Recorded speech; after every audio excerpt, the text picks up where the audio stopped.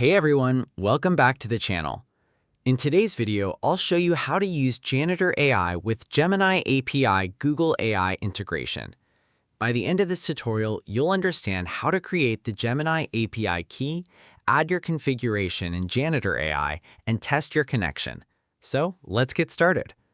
First, open your web browser and go to Janitor AI. Sign into your account and open any chat. You don't need to start a conversation, we just need access to the settings. Once you're inside a chat, look for the Menu or Settings button, usually located near the top right area of the interface. Open it and select API Settings. Inside the API settings, look for the option related to proxy or custom API configuration. Select Add Configuration to create a new setup. Give your configuration a simple name, such as Gemini, so you can easily identify it later. Next, you'll need the correct Gemini model name supported by your configuration. This is important because the model name must match what your proxy or API provider expects. Don't simply copy an old model name from a random tutorial. Model availability can change, so use the model name provided by the current service you're connecting to. You'll also see a proxy URL field. Enter the HTTPS proxy URL provided by your proxy service. Make sure the address is complete and doesn't contain extra spaces or characters. Now we need the Google Gemini API key. Open a new browser tab and go to Google AI Studio.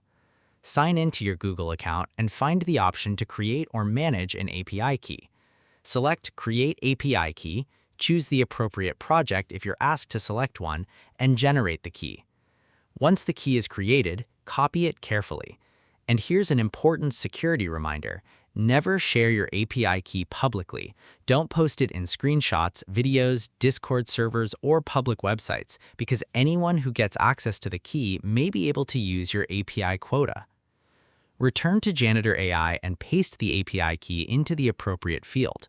Double-check your model name, proxy URL, and API key, then save or add the configuration.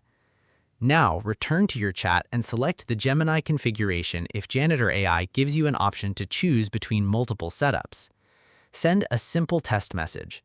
If you receive a response, your Gemini connection is working. If you get an authentication error, check the API key. If you see model not found, check the model name and make sure that model is currently supported. And if you receive a connection or timeout error, verify the proxy URL and your internet connection. Also, remember that Janitor AI's interface and available models can change over time, so some options may look different on your screen. And that's it.